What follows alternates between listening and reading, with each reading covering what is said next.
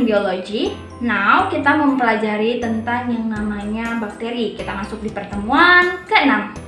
Nah, di dalamnya ada apa saja ya, Miss? Di sini kita perkenalan dulu yang namanya Kingdom Monera. Apa-apa saja yang ada di dalam Monera? Langsung saja kita saksikan videonya. Check it out. Oke, di sini kita mempelajari tentang Kingdom Monera.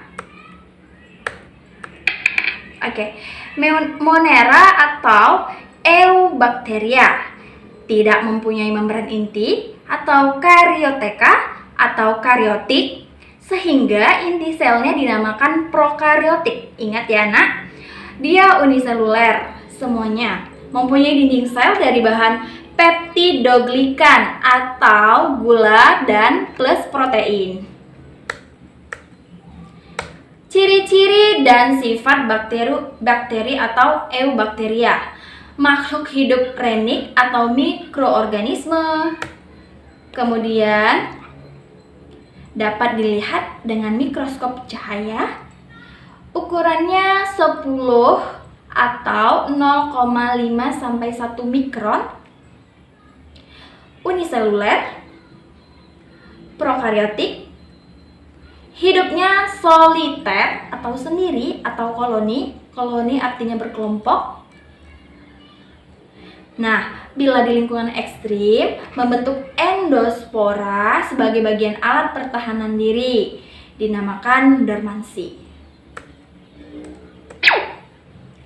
Struktur tubuh dari bakteri Eubacteria.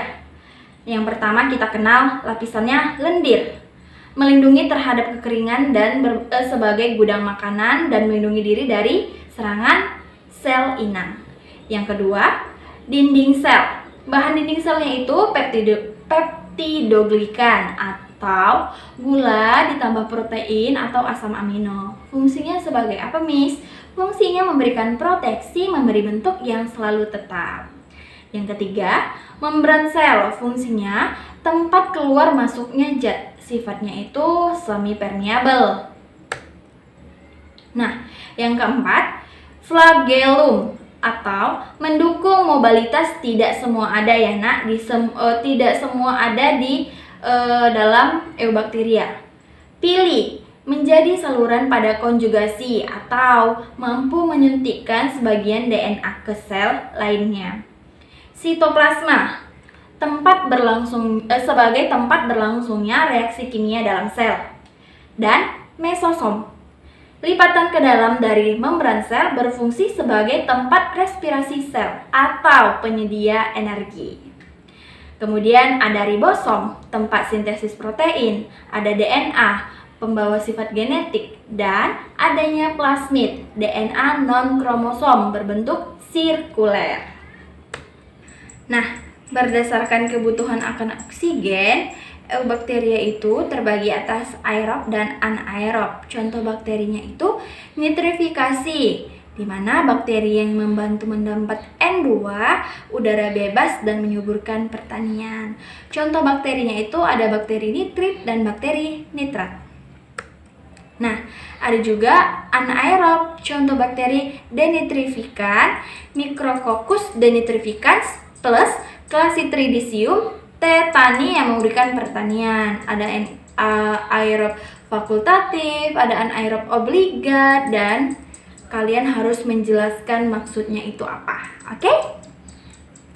Nah, berdasarkan cara hidupnya, mereka terdiri dari autotrof, kemototrof, fotoautotrof, heterotrof, saprofit, parasit. Kalau Miss bisa menjelaskan sekedar dari 6 bagian, autotrof itu maksudnya tidak dapat membuat makanannya sendiri, sedangkan heterotrof dapat membuat makanan sendiri. Nah, selanjutnya kalian menjelaskan ya nak dalam buku catatan. Oke, berdasarkan pewarnaan gram, teknik mengetahui komposisi dinding sel dan ketahanan bakteri dari suatu antibiotik atau resistensinya. Tekniknya itu pewarnaan ungu, dicuci dengan aseton. Prosesnya bisa kalian baca. Bila ungu hilang, bakteri gram negatif. Bila tetap ungu, bakteri gram positif. Nah, Manfaat bakteri yang menguntungkan, ini ya, kalian bisa melihat ada yang sebagai susu, pengikat nitrogen, kemudian Acetobacter selinum, pembuat nata de coco, Lactobacillus bulgaris, pembuat yogurt, sebagai biopestisida, Bacillus thuringiensis, kemudian penghasil biogas, bakteri metanogen, dan sebagainya. Kalian bisa melihat pada slide ini. Nah, Monera sendiri, ingat ya, ada Archaebacteria dan Eubacteria. Kompetensi dasar dari Monera itu kita harus mendeskripsikan ciri-ciri Archaebacteria dan Eubacteria itu apa saja, serta peranannya dalam kehidupan sehari-hari itu apa saja. Kalian bisa melihat gambar pada slide, yaitu gambar dari bakteri. Thank you for watching. Sekian dari pertemuan kita Monera pada pertemuan 1 kali ini. Kalau ada yang ingin ditanyakan atau kurang paham, kita akan berdiskusi dalam grup e-learning kita. Sekian dan Assalamualaikum warahmatullahi wabarakatuh.